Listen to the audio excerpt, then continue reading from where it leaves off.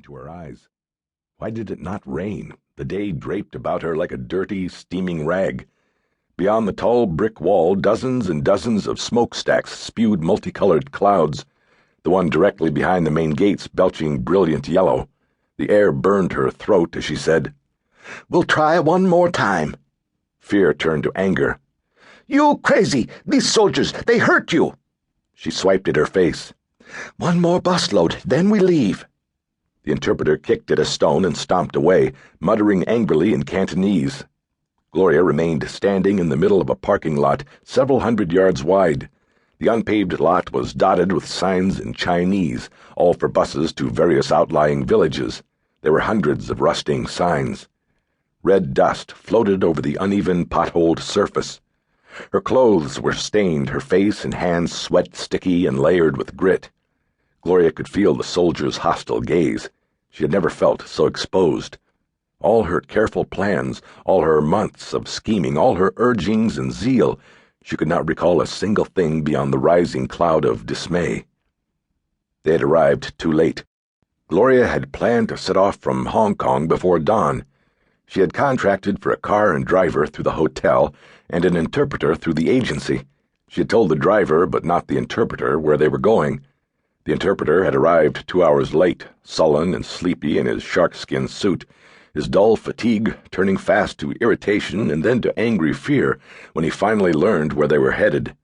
But he did not refuse, not after she had offered to triple his day rate if he came. The compound lay 22 kilometers east of the Guangzhou city limits, 14 kilometers north of the river, 8 kilometers down a road that went nowhere else. A constant stream of trucks pulled up to a second set of gates farther down the wall, adding their noise and fumes to the already overburdened air. She glanced back at the guards and the factories behind the wall. The compound was as large as a small city. Construction cranes sprouted like diseased trees within a nightmarish garden. She had researched the compound for almost 8 months, and still did not know how many people worked inside. Some reports said 90,000, others closer to 120. She did not even know which was the factory she sought. All she knew for certain was that it was there. A name that conjured shadows and whispery fear even among expatriate Chinese 9,000 miles away back in Washington, D.C., back where she desperately wished she was now. Even so, when the next pair of rolling buses belched black smoke and entered the lot, she almost screamed to the interpreter. "Here they come!" The man waved one hand and shouted back, only one word of which was in English. "Crazy!" "Ask them." She had no choice but to plead.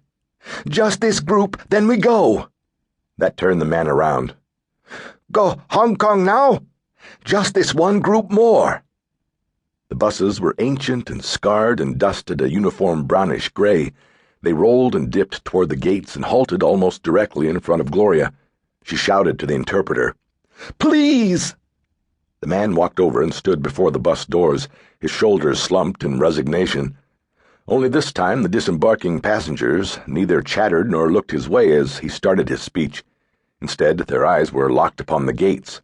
Their expressions were so taut and so fearful that Gloria had no choice but to turn around. The first 2 soldiers gripped her arms and pulled her away from the buses. 2 more posted themselves between her and the vehicles.